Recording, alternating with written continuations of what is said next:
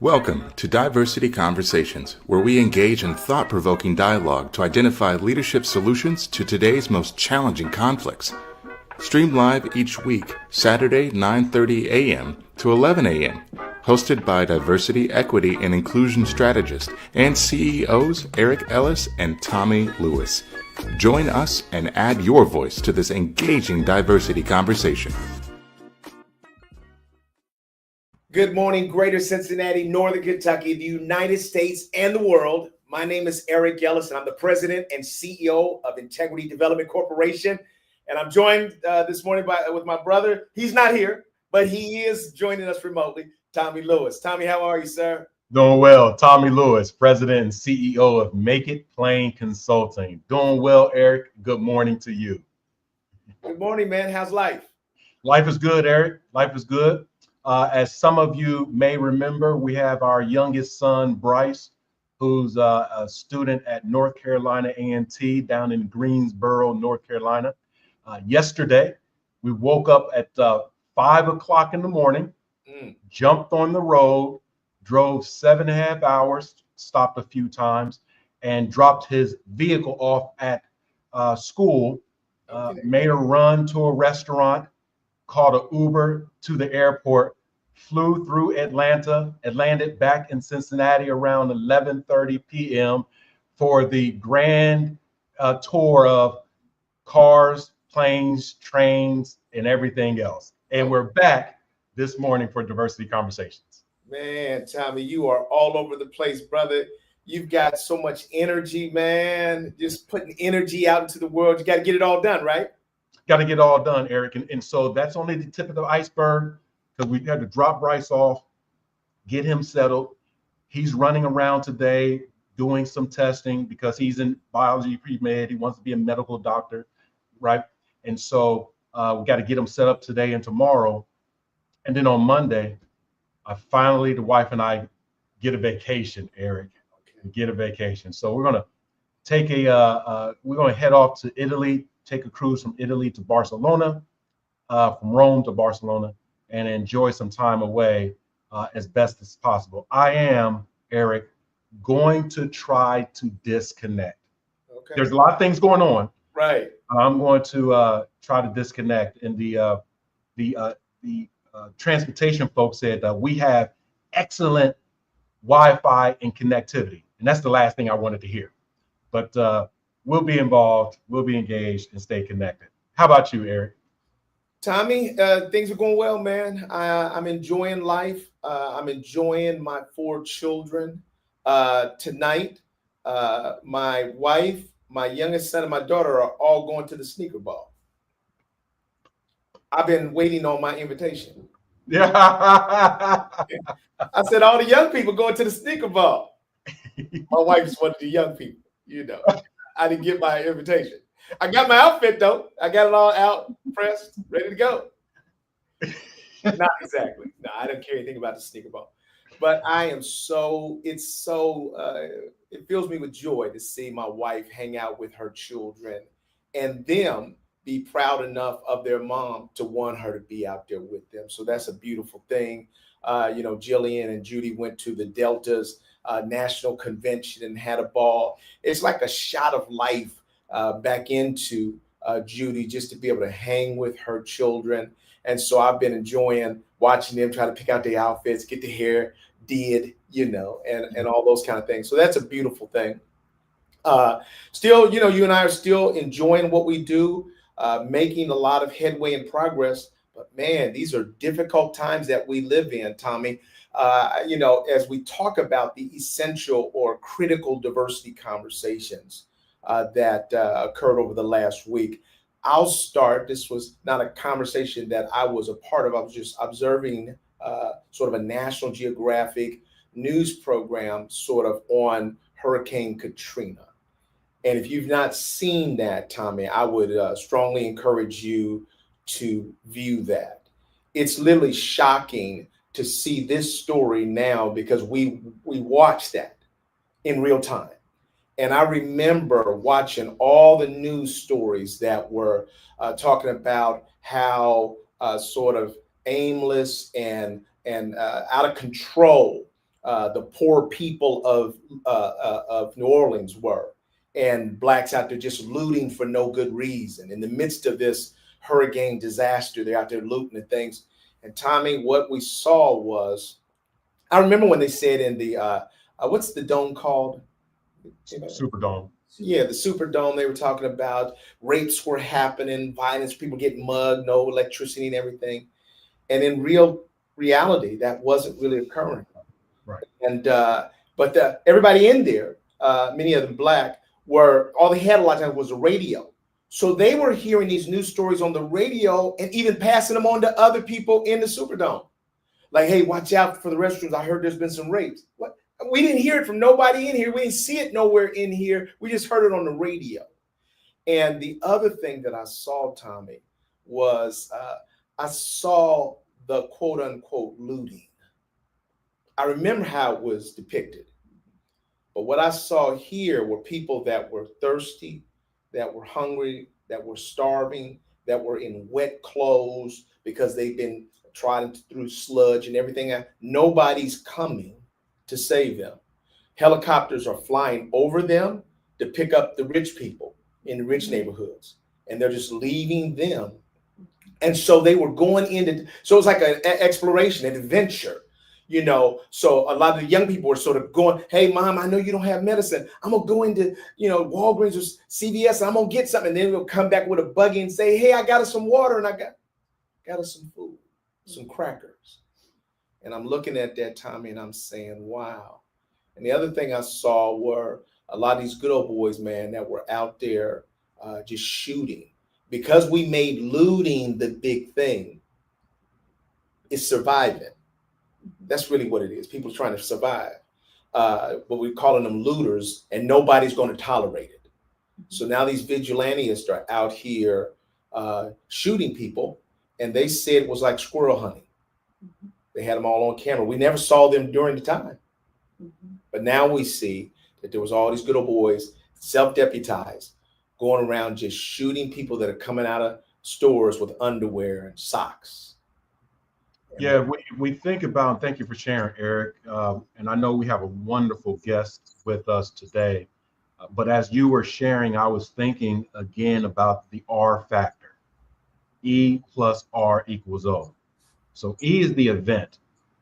We cannot control the event. And oftentimes we're not controlling the narrative about the event. Right. Fiction is more intriguing than fact.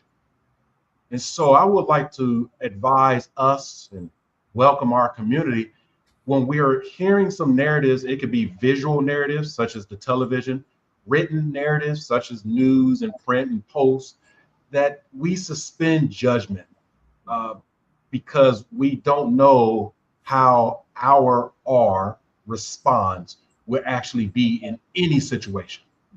And we can't control our response or reaction, right? So we get emotionally hijacked. And then the O is the outcome. I would say in this situation and many other situations, i.e. events, that the ultimate O outcome is trauma. Our humanity has been traumatized or desensitized. So if it's the so-called quote unquote looting, if it's the shooting, if it's whatever it is, 5 years, 10 years, 15 years, a millennial later, we're traumatized about these events. Let us not forget that real people were living and dying in these events. Right. So that's what I take from your story that you're sharing about Trina. And I'm going to invite our guest, Arlene Rahn, to join me. And while she's joining us, you can come on. As she's joining us, I'll tell one last story about the National Geographic special. And they had a young man, older gentleman that was one of the narrators. And he was dressed to the nines. He had his brim on. He had his two-piece. He had his handkerchief. You know, he just looked great. He had his glasses on, and he was one of the narrators. But they showed him during Katrina, and he was out there, bald head, halfway. He had two babies in his arm. He had a T-shirt on, and he was just out there in survival mode. and he just looked like another sort of ghetto Black person that they depict. And you see how any of us could have been in that disaster, Tommie, and in survival mode, and yet get stereotyped as nobody worth saving. Last thing, and I'd love to have your perspective as we transition. One guy that was out there, just a community person out there trying to save people, had the Black people on the roof, and no helicopter was stopping. So he said, let's take all the Black people off the roof and put all white people on the roof.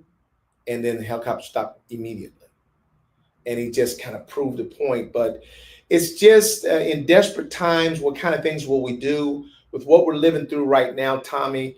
The work that the three of us do to help people to care about each other, and that's part of what you're going to talk about today, is essential.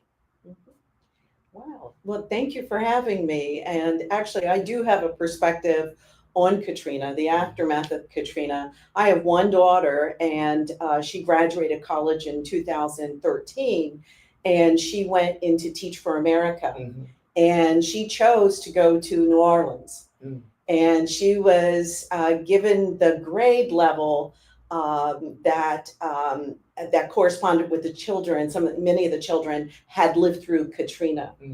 And the one story that really comes to mind whenever somebody says Katrina, and you were talking about trauma and it's intergenerational, this one young man was obsessed with time.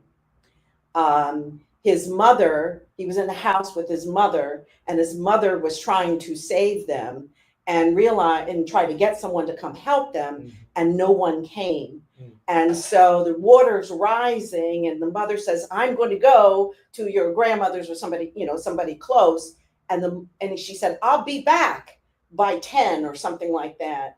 And he's just an 8-year-old, and he's looking at the clock, and she never came. And so he had to go to the second floor, and somehow he had the wherewithal to get to the roof. Young kid.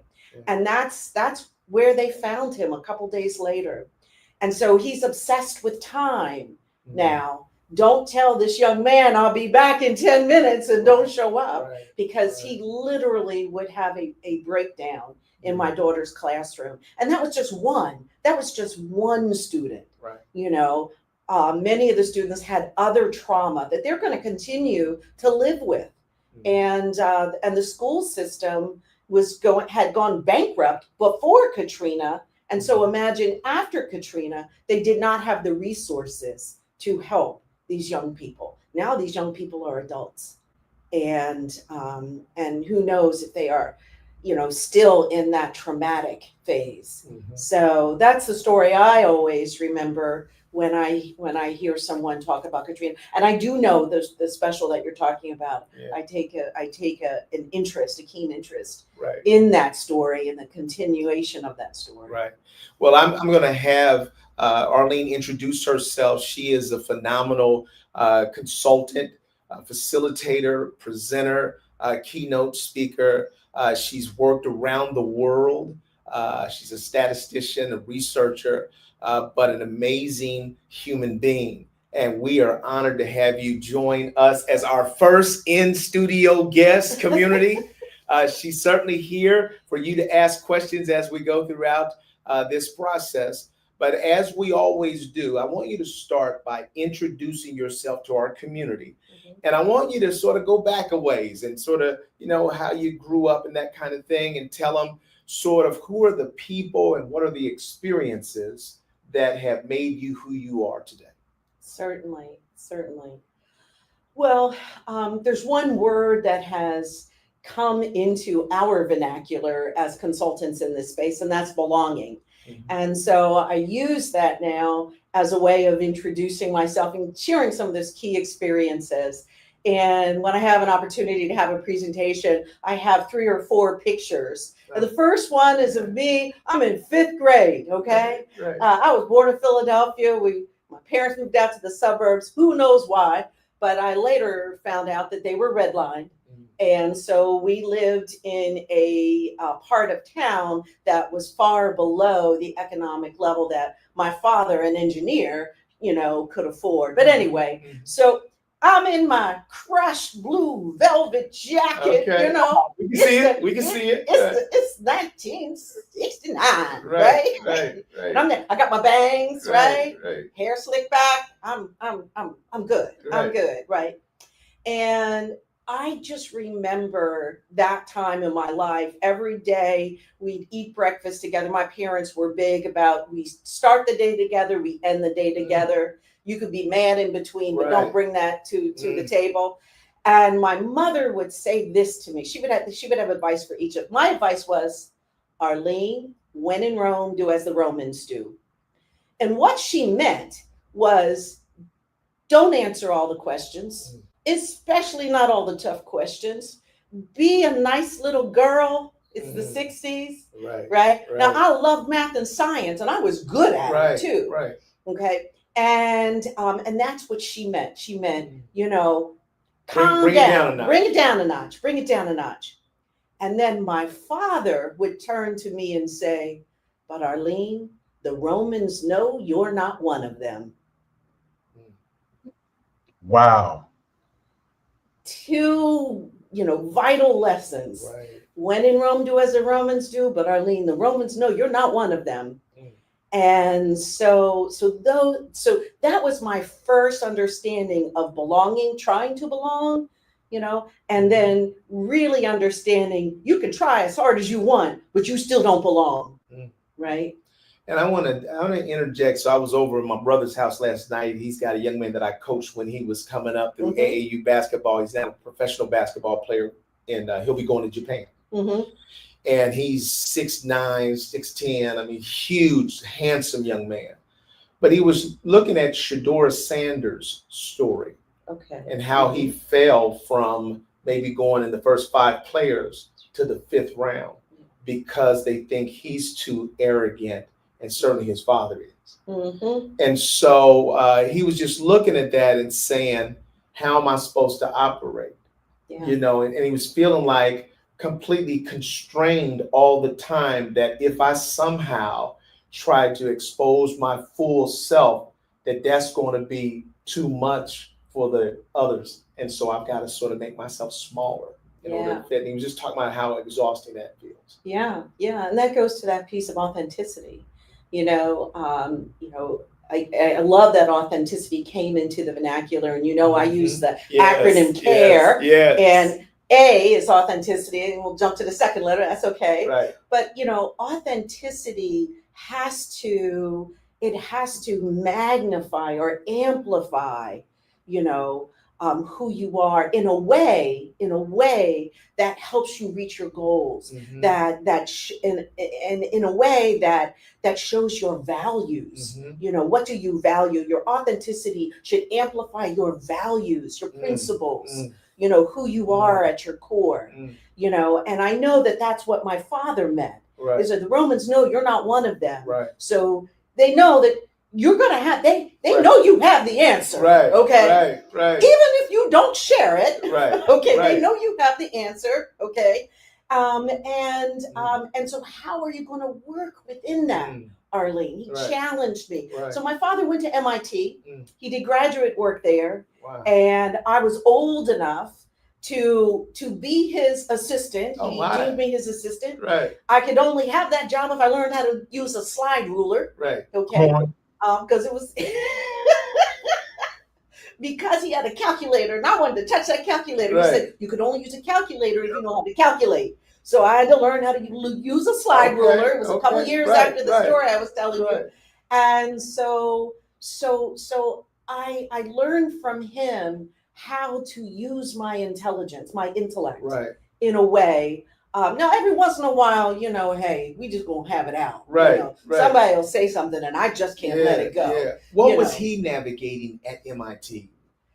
Well, he went there as a graduate student. Okay. And it really was what he was navigating to get there. He had been working for GE, and he had been with GE for from 1959 to 1964, and he was only good enough to be a draftsman. Right. Yeah. Okay. He was an engineer. Yeah, brilliant. Okay. Right. All right, something that was what signed, that EEO, You know, the president signed in. Right. All of a sudden, oh, Arnold, we have an opportunity for you. Okay. So then he became an engineer, and he helped design missiles for the in their space division. So so the first lunar landing module, he helped design the missiles to get it off the moon, and so it was what he was navigating at GE. And of course, he found out there was pay disparity. Right. And again, this is where Romans know you're not one of them, but it's how do you use that intelligence? He found a way for them to pay him without paying him. Yep. Send me to MIT. Okay. Send me to the Sloan Fellows program. Right. Yeah. I'm gonna bring something back for y'all. I'm gonna bring something back for you. Exactly. And they said they didn't think you could get in. Right. Of course, he got in. Okay. And you know, this is one time where it was good that they had never sent anyone before. So there were no majority people, you know, who had gone. So we can cut you down to half of whatever they got. Exactly. Yeah. So he wasn't like jumping in line in front of. He wasn't taking anybody's place because there was no place. So that's how he used his. And then there were a few other African Americans, women, Jewish people who were also similarly ostracized at GE, and they all conspired and worked together.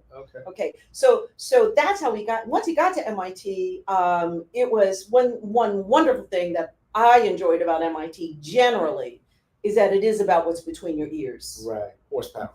It is. Yeah. You either bring it or you don't. Right. Exactly. And if you can, that gets some modicum of respect. Right. And one of the things that I learned watching him and that he told me to remember when I was there and I took with me, you know, any number of people can get in. MIT is concerned about the fact that you get out. Yes. Yes. Come on. Will you matriculate? Right. Come on. Okay. And that's a question mark. And that's a question mark. Okay. So that was my first lesson around belonging, and it served me well through my years at MIT. The next picture I put up, is I'm doing a corporate thing. Right. Now this is the 80s. Okay, I got shoulder pads out to here. I wouldn't even put this chair. Okay? Okay?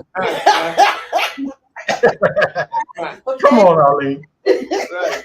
I grew my hair out. I had the hair. You know, the remnants of Farrah Fawcett hair. Okay, all right, that's the picture. Okay. Oh, we got to see that. You got to see that. All right. Right. So that's me, and I go in to my boss's office, and I'm thinking, this is it. Right. You know, at that point I was an assistant director. I was one of the youngest assistant directors. I worked for the next generation of the phone company, a group called US West out in Denver, Colorado.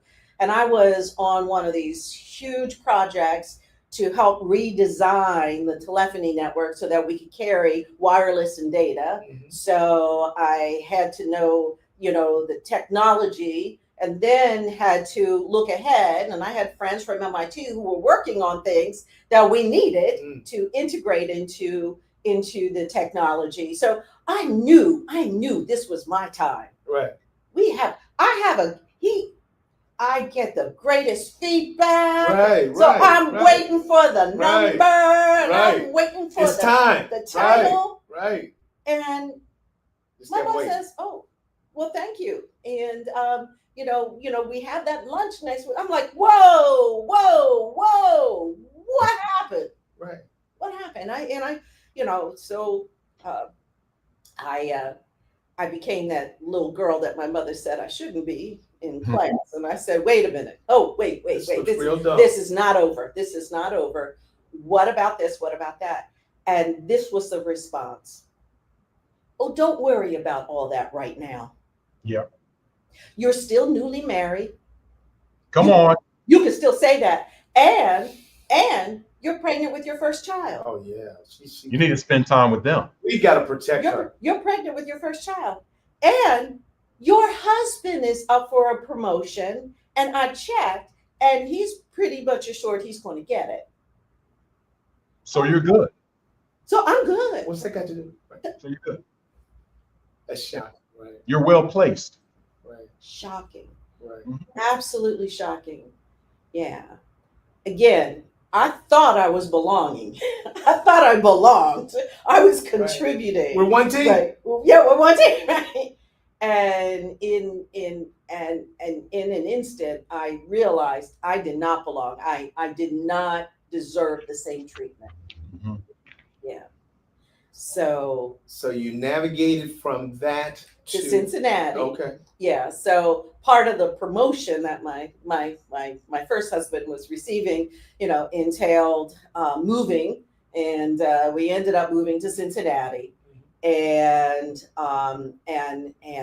I had a hard time getting over that situation. So I learned a lot about resilience. Right. Learned a lot about resilience because my work did not transfer here. His did. Mm-hmm. Okay. So did you both work at the same company? We worked at the same. Oh, Lord. It's a telephone company, though. Yeah. I mean, we're talking back in Colorado. Everybody's like lots of people. Lots of people, plenty of people, and there were plenty of people who were married, working. Right. But I could not find another couple who had, been told, been told that? Wow. Hey, Jeez. One's getting treatment, we can't give the other one treatment. So yeah. Anyway, but that's that's what brought me to Cincinnati in some respects. I'm so curious about that whole situation. I can spend a whole show on that because my issue with men is that men struggle with successful women. Yeah. That husbands oftentimes struggle with successful wives. How sensitive was he to your situation? In retrospect, he could have been more sensitive. Yeah.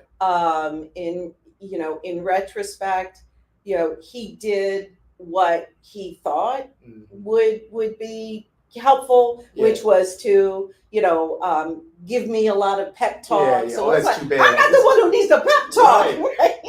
Right. Not the answer, just the encouragement. Right. Exactly. And eventually I did get my career back on track, but I never regained the momentum that I had in the corporate space. So I just left. Right. I found he got 2 or 3 more promotions. Right. He's a senior exec. I left. I went to work one day driving that little girl that I was pregnant with. She was then about 3.5, 4 years old. Right. We're in the car, and I picked up my mother from the airport, and I'm telling my mother's housework, and I'm talking, and then she kicks the back of my seat. She says, "Mom, sounds like that man's trying to trick you into trouble." Wow. Okay. Out of the mouths of babes. Yes. And I said, okay. And my mother says, "Okay, baby, what should she do?" She said, "Well, I think she should pray." Okay, Lord. Okay. Meaning, you don't have to be religious and you don't have to be faith-filled, but what she was saying is out of your hands. You are trying to change something and change someone who's just not going to change, right? So, and then the next thing she said, like a 3-year-old or a 4-year-old would, is, "Are we going to get ice cream now that grandma's here?" She was on to the next. Right. On to the next. Right. And that gave me such freedom. Yeah. That gave me such freedom, because at one point I thought I was doing this for my daughter. I needed to be this strong woman for my daughter, but I didn't. She saw what was going on and how it was impacting me. So I get a call a couple weeks later after I left from Janet Reed, Dr. Janet Reed. And she said, "I have a client." I don't know if it was a client yet, but who wants to study, why do people like us leave? Why do very well educated? Because by then I had an MBA. Okay. And of course, Dr. Janet Reed, she's got a PhD. She had an illustrious career at Procter & Gamble. Why do people like us leave? Why do we leave? She said, "Would you come to a meeting with me?" I said, "Sure, I'll come to a meeting." So I go to a meeting, and of course, there were people who did not look like us across the table. Okay. And one person talked a lot. His name was John. I was my first time Yeah, meeting Pepper. him. It was my first time meeting him. So don't get me. Right, Don't. Yeah. Right. It was, right. and he said, really, we want to struggle, because we invest so much. I said, listen, I think you're asking the wrong question. Right. I'm going to go back to my days as a researcher, at MIT. If I had a system and the system produced a result, okay, a specific result, but then I saw these outliers. I'm not going to redesign. I'm not going to study the outliers until I know how the system behaves. I said, so the question is not, why do people like me leave? The question is, why do people like all of you stay? And that question was pertinent to him because he was struggling with Lloyd Ward leaving. He was struggling a couple of times. Yeah. He tried to keep him, but. Yep. And of course, Janet was a little bit nervous about my being so direct. Right.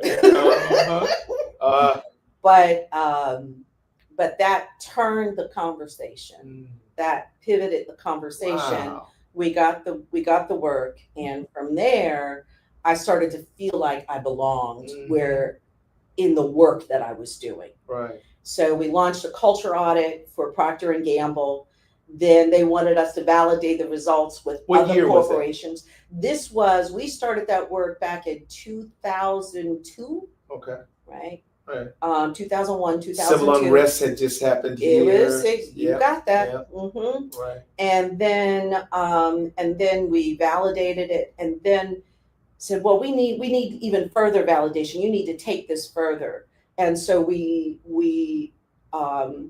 created a national study, okay, and we recruited a panel, like 8,000 people across all demographics, and it was underwritten by a grant from the National Urban League, several other major corporations. I mean, this was a $3 million study, which was a lot of money back then for this type of work. Right. And it was published by the National Urban League. Yep. I remember that. Yep. Let me ask you this, and we want to get to the point that you're trying, but it's so interesting, right, Tommie? It's so interesting. Let me ask you this: is that study as relevant today as it was when you were there? Absolutely. We just passed the 20-year mark for that study, and I posted it online with a page around the critical results. Absolutely. Absolutely. When people feel valued and appreciated. And I remember hearing those words in the interviews. And we did hundreds of interviews. When people feel valued and appreciated, they said, that's all I want. I want to feel valued and appreciated for the contributions I make. That's what they want. When people feel valued and appreciated, they believe, I believe that you will act in my best interest. All right. And they believe a couple of things that they probably shouldn't. Like one, they believe they're paid fairly. Right. Even if they're not. Okay. Right. When they're valued and appreciated. I think that's what we're seeing now in this country. If I could segue to what I see or how I interpret, some of the pull towards people and opinions on the right side of the political spectrum. Right. We have people who did not feel valued or appreciated. That's it. Right. That is it. They didn't feel valued for the contributions that they were making to, maybe they did in their own immediate community, but not for who they were maybe as Americans more broadly. They didn't feel that value and appreciation. And certainly I know that feeling, and you may know that, we may know that feeling, but we have to appreciate that other people who don't look like us have been feeling that way for a very long time. Right. Okay. And so then when somebody comes along, they're apt to believe, all right.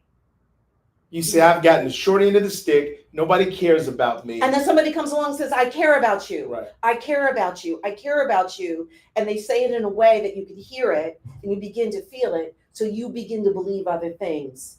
You believe that you are now going to be treated fairly by that person. You believe now that that you are, a contributing member, that it's the fault of somebody else.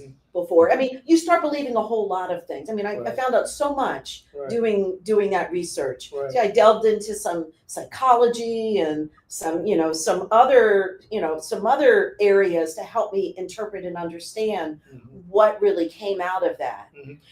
Tommie, what questions do you have for Arlene? Because we could go, I mean, and neither one of us would ask a question because her life stories and the way in which she sort of charismatically delivers that is really powerful. So I fascinating conversation. And Arlene, you talked about earlier where around your sense of belonging, picture of parents, you even have a picture of you as far as confirming and validating your own thought around belonging.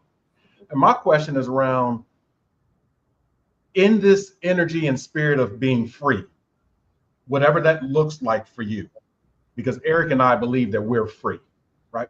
In that spirit of freedom, how do you balance that spirit of freedom with the when in Rome, do as the Romans do? So in other words, I'm a free person, free thinker, but I work for a company and I'm trying to do what the company is expecting me to do. But your father said it correct. The Romans will let you know that you're not Roman. Right. How do you balance your freedom with wanting to really belong? Oh, wow.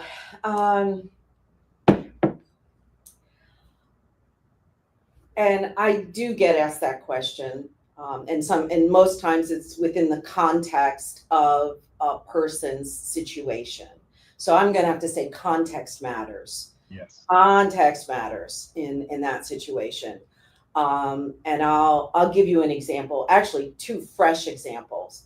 Was working with a longtime friend and longtime professional associate who is a chief diversity officer, okay, at a major corporation that is in the news a lot these days. And he was really taking it on. He took on the mantle.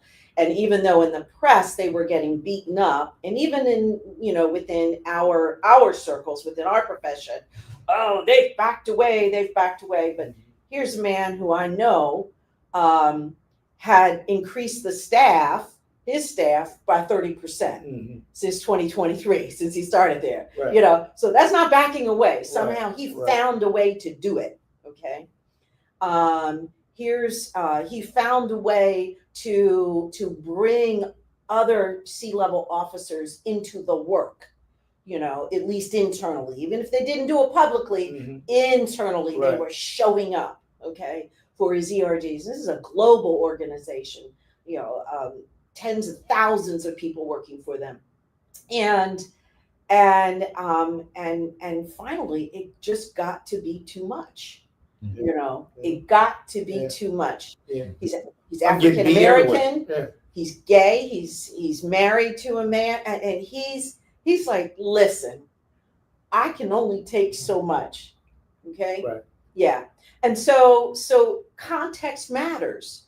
Did he have a record of accomplishment that he could stand on? Absolutely.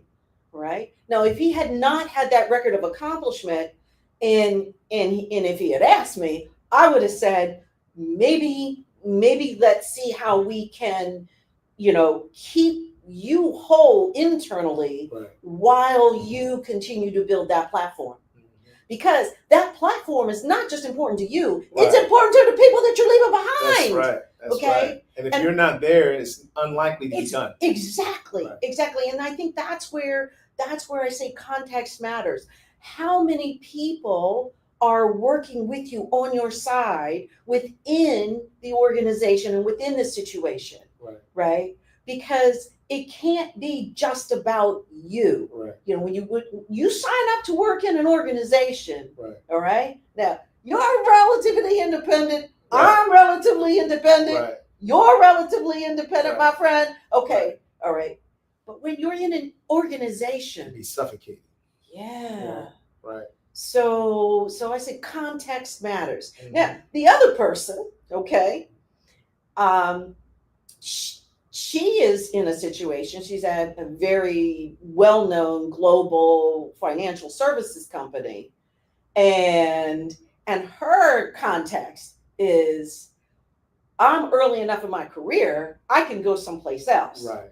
Yeah. So Arlene, help me. I said, girl, whenever you gotta fix your face, call me. Okay. Right. I said, I'll be there. I said, if it comes to that, I said, but you've got to show up right until you move to the next. Right. All right. Right. Regardless of what they throw at you, Mm-hmm. okay, you accept it with grace. Mm-hmm. Okay. And just know that there are bigger things waiting for you. That's good. If you could be patient. That's good. Right. And so context matters. It Right. really does. What I'd like to do, Tommie, is I'm going to bring up some information that Arlene has prepared that talks about we build relationships with care. And I've got your points here. I don't know if you want to say something about this to our community, and community, if you have any questions, certainly feel free to weigh in. This is the core of my philosophy, and it really didn't come together until over these last 3 years, and I'll share a little bit more why.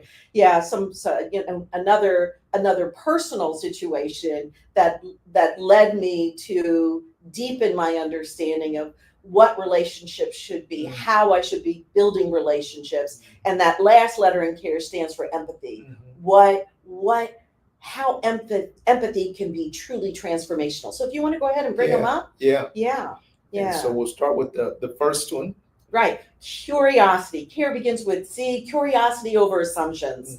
And this is where we need to lean in and ask people questions. Just like the example I was giving, about people who may have a different political view than we do. Lean in, ask questions. Curiosity over assumptions.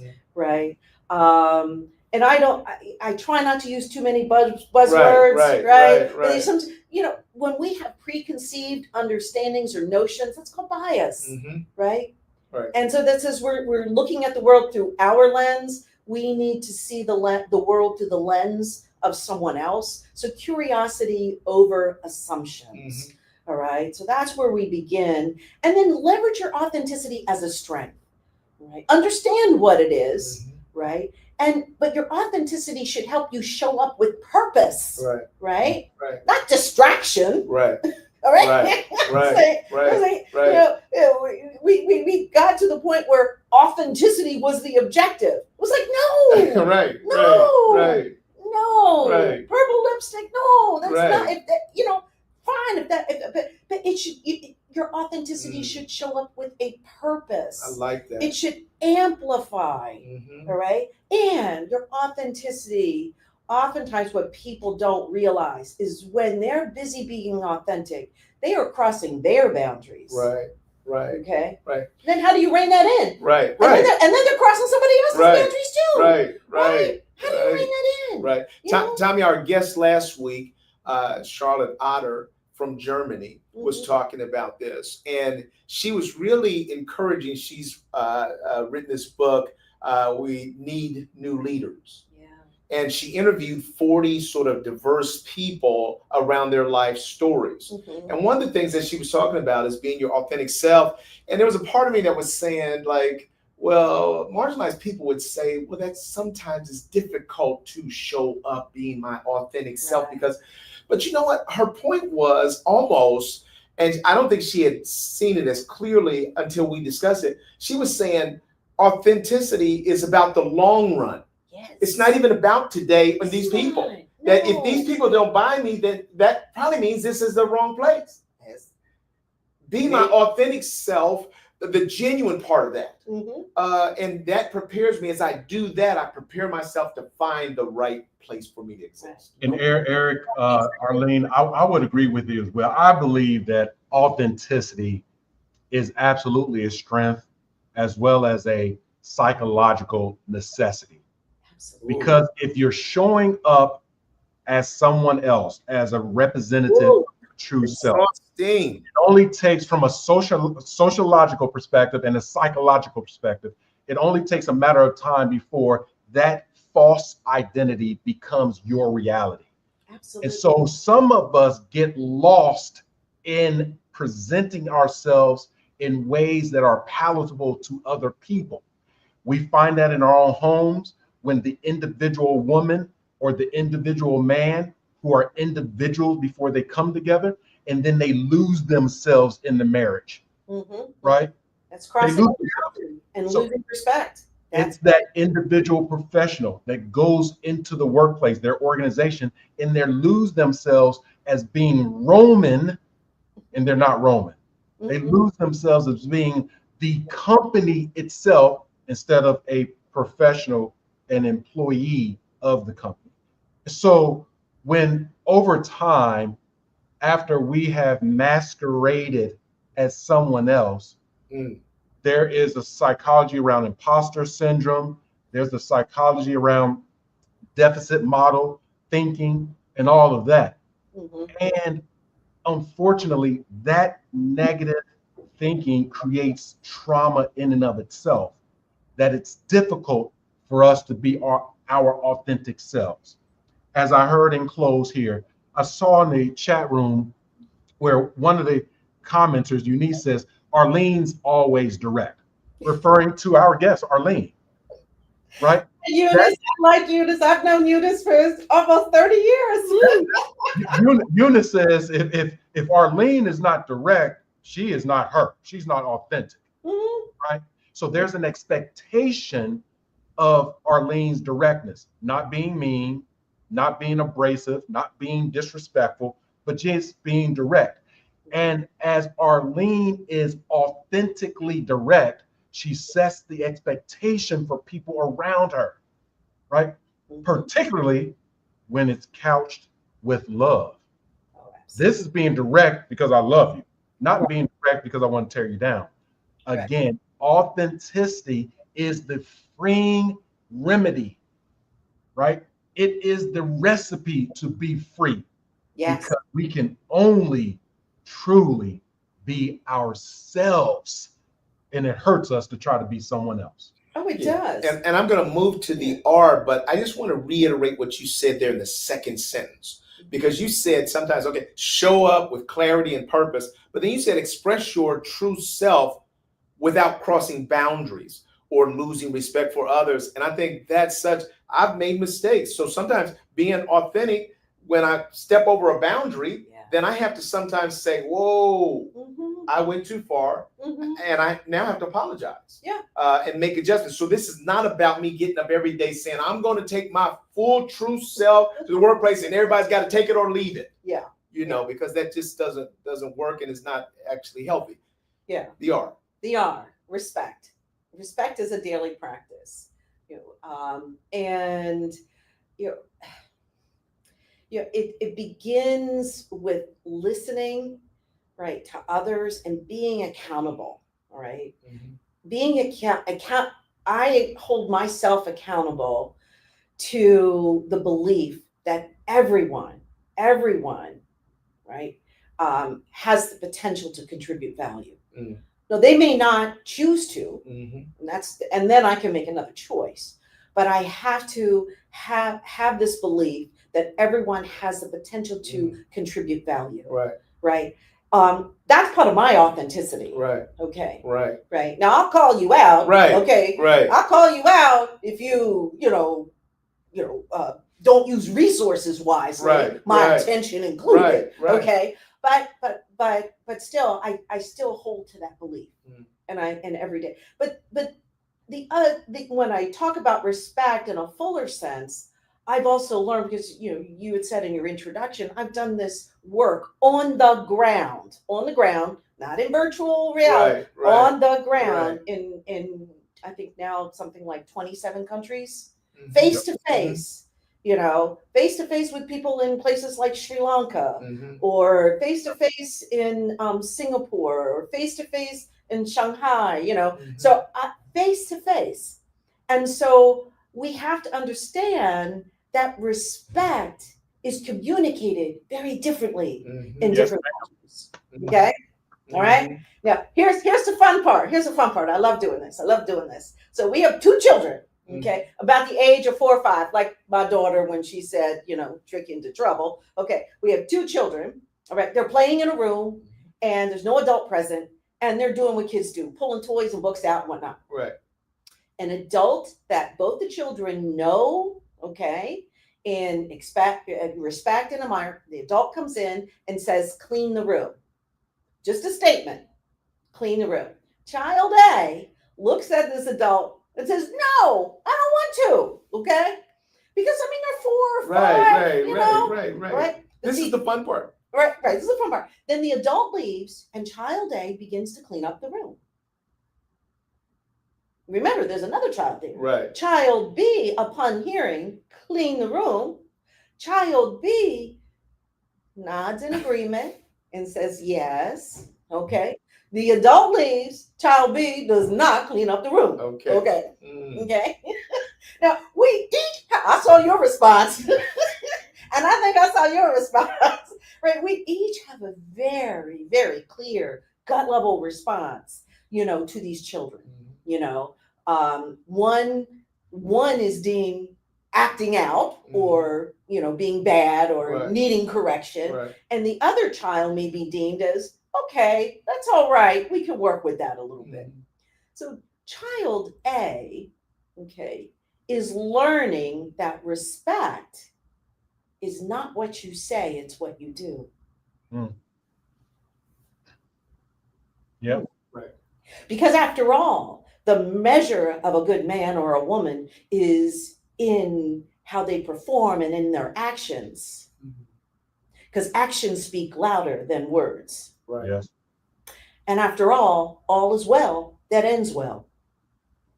Right. Arlene, let me ask you to consider this or share this with myself, Eric, and our community.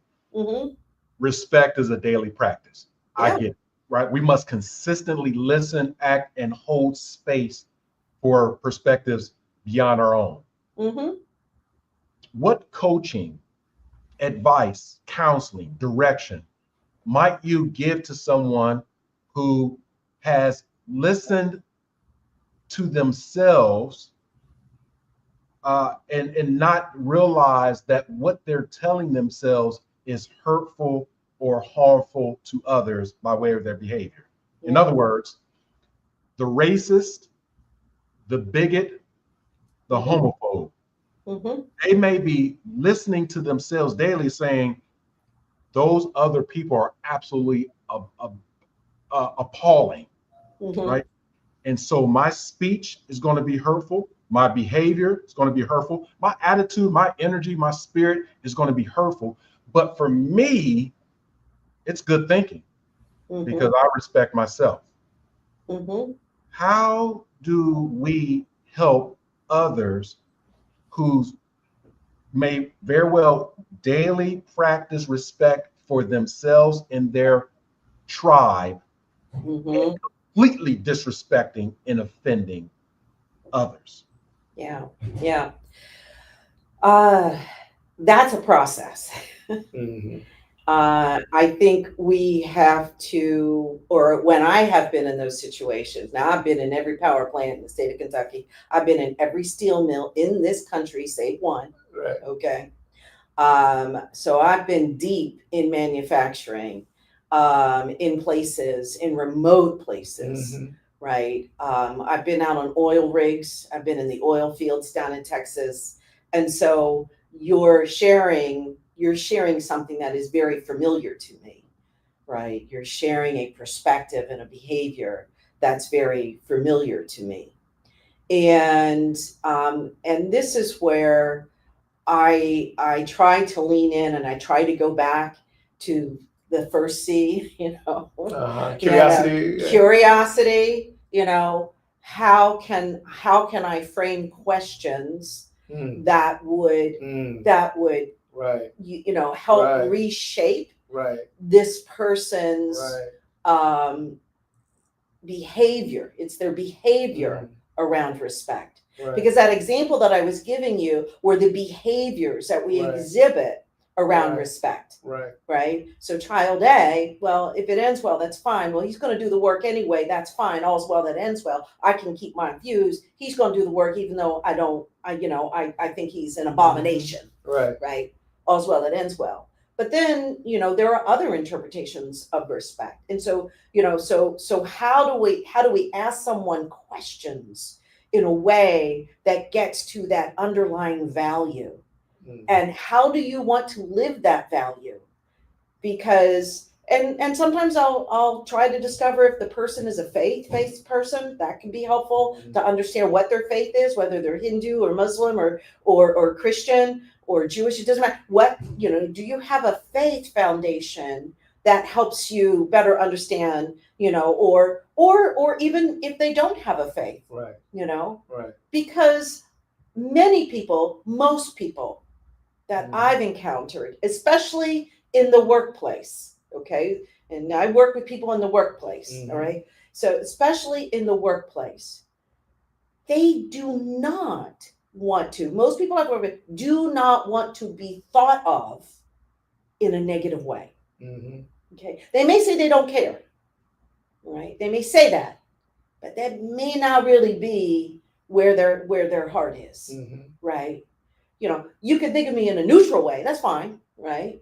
You may not want to go out to lunch, bowling team and all that kind of stuff. We're not going to go hunting together, certainly not, but they may not want to be thought of in a negative way. And so getting them to, so it's a process. It's absolutely a process.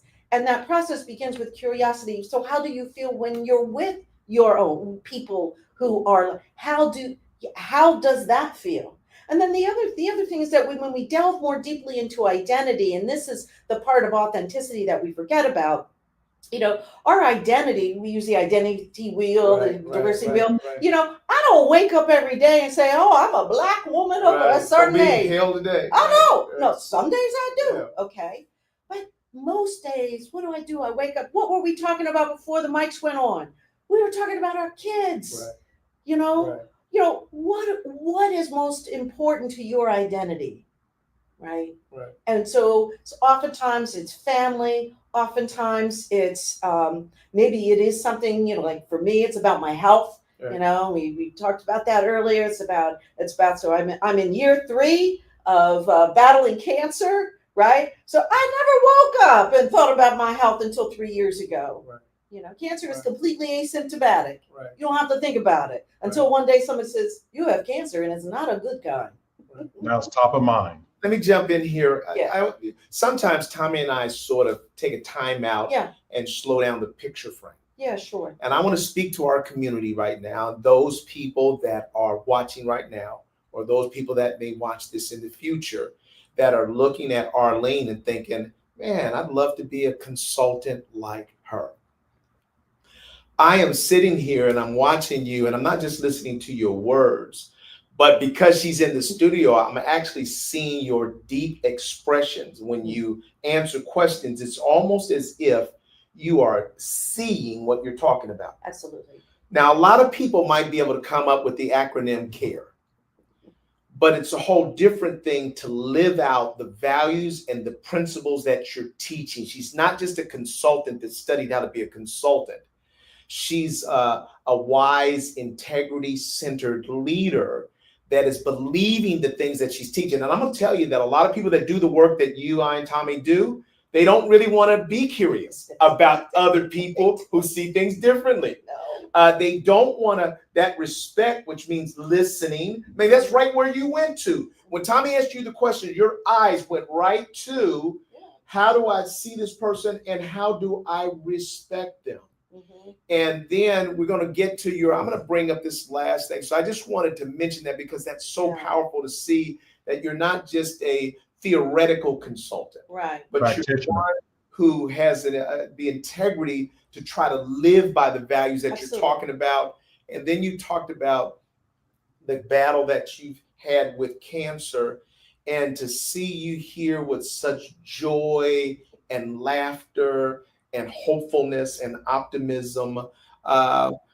You say empathy is transformational. Maybe you can close us out by sort of tying those together. Sure. So just picking up on that conversation about respect, trying to walk beside someone, right, in their life and their worldview. I talked, about those 2 children. Well, the child on the other side, their worldview is being shaped maybe by parents who say, respect your elders, okay? Or what my mother used to say, a hard head makes a soft behind. Okay, because we raised in the 60s and children could have been, you know, swatted on the backside, but there was some pain involved. Right. You know, Right. not physical pain all the time, but sometimes some pain involved in not respecting your elders. Or what I learned when I worked in Japan, was working on a project between the US and Japan. They said, Arlene, the Japanese say, we don't know what they're thinking. And then someone piped in and says, Arlene, the loudest duck gets shot first. Yes, indeed. Okay. Mm-hmm. And so when you really get into the person's definition of respect and walk beside them, then maybe share another view. Okay. You've created an opportunity for growth. Okay. And that is the first step towards empathy, right? And empathy can be truly transformational.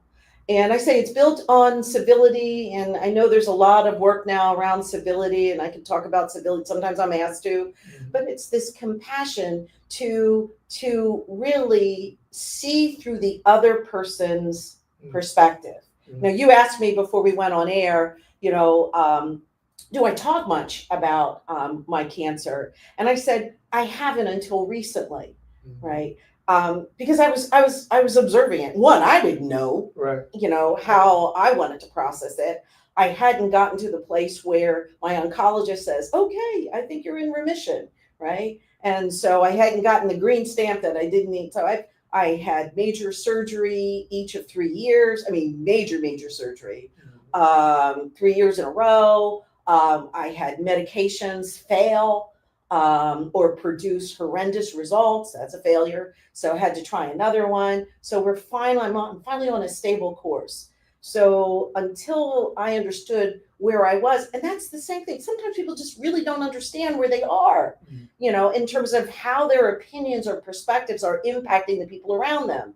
And so this empathy piece is really about trying to understand the other from the other's perspective.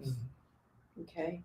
And when you can do that, and sometimes if there's someone who's, we might call a difficult person in terms of, you know, or a different person in terms of their views, if enough people express respect and empathy for that person can begin to change and see themselves differently.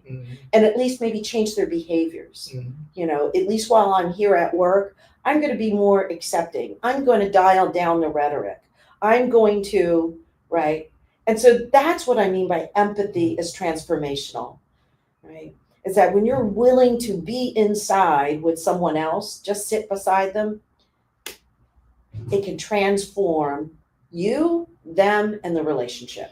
So let me jump in as we wind down. We're over time now because it's been so powerful. Don't worry about it. That's the power of us doing our own thing. Wow. We can go into overtime. I want to sort of tie back something. First of all, I think care is powerful. So I want to thank you for what you've created here, because I would say to you that in part you're saying to us as individuals, as a nation, and as the world, that we got to care more about each other. Absolutely. I would also say that you talked about your father creating rockets. That's really what he did. And I would say maybe one of the most powerful rockets that he ever created was you. Oh, that's so kind. Because I see the energy that you have.